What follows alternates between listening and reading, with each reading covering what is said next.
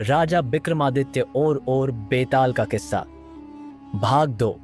विक्रमादित्य ने कमल का फूल लेकर चुड़ैल के पास वापस जाने का फैसला किया।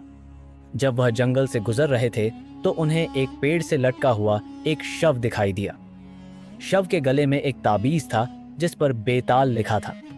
अचानक शव में हरकत हुई और बेताल ने राजा विक्रमादित्य से कहा, कहाँ जा रहे हो राजन? राजा विक्रमादित्य ने कहा, मैं चुड़ैल के लिए एक फूल ला रहा हूँ। बेताल ने कहा, मुझे भी साथ ले चलो, मैं तुम्हारे साथ चलना चाहता हूँ।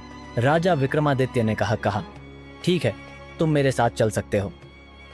बेताल राजा विक्रमादित्य के साथ चलने लगा और दोनों चुड़ैल के पास पहुंचे।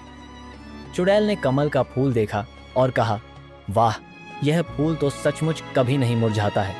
लेकिन अचानक बेताल ने कहा, चुड़ैल, तुम इस फूल के बदले में राजा विक्रमादित्य को क्या दोगी? चुड़ैल ने कहा, मैं उन्हें एक बड़ा इनाम दूंगी। बेताल ने कहा, लेकिन मैं तुम्हें एक शर्त दूंगा।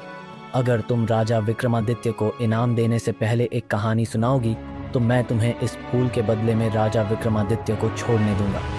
चुड़ैल ने कहा, ठीक है, मैं कहानी सुनाऊंगी। अब चुड़ैल ने एक कहानी सुनानी शुरू की, लेकिन कहानी के बीच में ही बेताल ने कहा, चुड़ैल, तुम्हारी कहानी अधूरी है, तुम्हें इसके आगे की कहानी भी सुनानी होगी। चुड़ैल ने कहा, ठीक है, मैं आगे की कहानी सुनाऊंगी। चुड़ैल ने आगे की कहानी सुनानी शुरू की। एक समय की बात है, एक राजा था जिसके पास एक सुंदर और चतुर बेटी थी। राजा ने अपनी बेटी के लिए एक योग्य वर ढूंढने का फैसला किया और उसने एक बड़ा दरबार बुलाया। बेताल ने कहा, चुड़ैल, तुम्हारी कहानी में अभी तक कुछ भी रोचक नहीं है, तुम्हें इसमें कुछ मोड़ लाना होगा। चुड़ैल ने कहा, ठीक है, मैं कहानी में मोड़ लाऊंगी। चुड़ैल ने आगे कहा, लेकिन जब राजा ने दरबार बुलाया तो एक अज्ञात व्यक्ति आया और उसने राजा की बेटी से शादी करने की इच्छा जताई। राजा ने उस व्यक्ति को देखा और कहा, तुम कौन हो और तुम मेरी बेटी से शादी करने का अधिकार क्या है? अब बेताल ने कहा, चुड़ैल, उस व्यक्ति ने क्या जवाब दिया? चुड़ैल ने कहा, उस व्यक्ति ने कहा, मैं एक शक्तिशाली जादूगर हूं और मैं आपकी बेटी को एक नए जीवन की शुरुआत करने का अवसर दे सकता हूं, लेकिन इसके लिए आपको एक शर्त माननी होगी। राजा विक्रमादित्य ने कहा, क्या शर्त थी?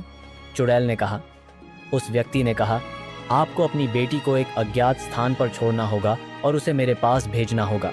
चुड़ैल ने आगे कहा, राजा ने उस व्यक्ति की शर्त सुनी और कहा, मैं अपनी बेटी को तुम्हारे पास भेजने के लिए तैयार हूँ, लेकिन मुझे पता होना चाहिए कि तुम उसे कहाँ ले जाओगे और क्या करोगे। बात आ कर रहे, उस व्यक्ति ने कहा, मैं आपकी बेटी को एक ऐसे स्थान पर ले जाऊंगा जहां वह खुश और सुरक्षित रहेगी, लेकिन आपको मेरी शर्त माननी होगी और मेरी पहचान नहीं पूछनी होगी। राजा ने सोचा और कहा, ठीक है, मैं तुम्हारी शर्त मानता हूँ, लेकिन अगर मेरी बेटी को कुछ भी हुआ तो मैं तुम्हें कभी नहीं छोड़ूंगा। उस व्यक्ति ने कहा, मैं आपकी बेटी का ख्याल रखूंगा और उसे खुश रखूंगा। अब राजा विक्रमादित्य ने कहा, चुड़ैल, यह कहानी क्या दर्शाती है? क्या राजा की बेटी को उस व्यक्ति के साथ जाना चाहिए था? चुड़ैल ने कहा, यह कहानी दर्शाती है कि कभी कभी हमें अज्ञात के साथ कदम उठाना पड़ता है और विश्वास करना पड़ता है, लेकिन यह भी महत्वपूर्ण है कि हम अपनी बुद्धिमत्ता और सावधानी का उपयोग करें। बेताल ने कहा, चुड़ैल, तुमने कहानी तो अच्छी सुनाई, लेकिन अब राजा विक्रमादित्य को उनका इनाम देना होगा। चुड़ैल ने कहा, ठीक है, राजा विक्रमादित्य को उनका इनाम मिलेगा, लेकिन पहले उन्हें एक और सवाल का जवाब देना होगा। राजा विक्रमादित्य ने कहा, क्या सवाल है? चुड़ैल ने कहा, सवाल यह है कि राजा की बेटी को उस व्यक्ति के साथ जाना चाहिए था या नहीं। राजा विक्रमादित्य ने कहा, चुड़ैल, मैं तुम्हारे सवाल का जवाब देने के लिए तैयार हूं, लेकिन पहले मुझे एक कोठरी दिखाओ जिसमें तुम्हारी शक्तियों का रहस्य छुपा है। चुड़ैल ने कहा, ठीक है, मैं तुम्हें वह कोठरी दिखाऊंगी, लेकिन तुम्हें वादा करना होगा कि तुम मेरी शक्तियों का गलत उपयोग नहीं करोगे। राजा विक्रमादित्य ने कहा, मैं वादा करता हूं कि मैं तुम्हारी शक्तियों का उपयोग केवल अच्छे कामों के लिए करूंगा। चुड़ैल ने एक कोठरी खोली जिसमें कई रहस्यमयी वस्तुएं थीं।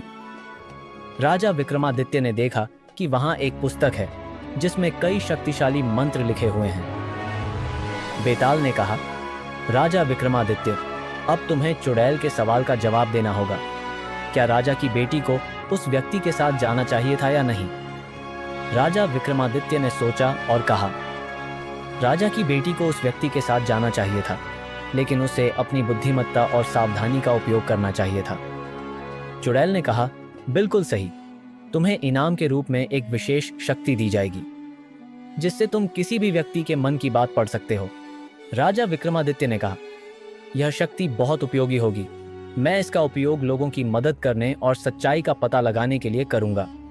बेताल ने कहा, राजा विक्रमादित्य, अब तुम्हारे पास दो शक्तियां हैं, एक तो मेरी उपस्थिति और दूसरी चुड़ैल की दी हुई शक्ति। तुम इन शक्तियों का उपयोग कैसे करोगे? राजा विक्रमादित्य ने सोचा और कहा, मैं इन शक्तियों का उपयोग लोगों की मदद करने और न्याय करने के लिए करूंगा। मैं लोगों के मन की बात पढ़कर उनकी समस्याओं का समाधान करूंगा और न्याय दिलाऊंगा। अब राजा विक्रमादित्य ने अपनी नई शक्ति का उपयोग करना शुरू किया। वह लोगों के मन की बात पढ़कर उनकी समस्याओं का समाधान करने लगे। लोगों ने राजा विक्रमादित्य की प्रशंसा करनी शुरू कर दी और उनकी लोकप्रियता बढ़ने लगी। लेकिन एक दिन राजा विक्रमादित्य को एक ऐसे व्यक्ति का सामना करना पड़ा जिसका मन बहुत ही जटिल और खतरनाक था। उस व्यक्ति के मन में राजा विक्रमादित्य के खिलाफ एक बड़ा षड्यंत्र था। आगे की कहानी देखने के लिए चैनल को सब्सक्राइब जरूर कर ले और नेक्स्ट पार्ट जरूर देखें।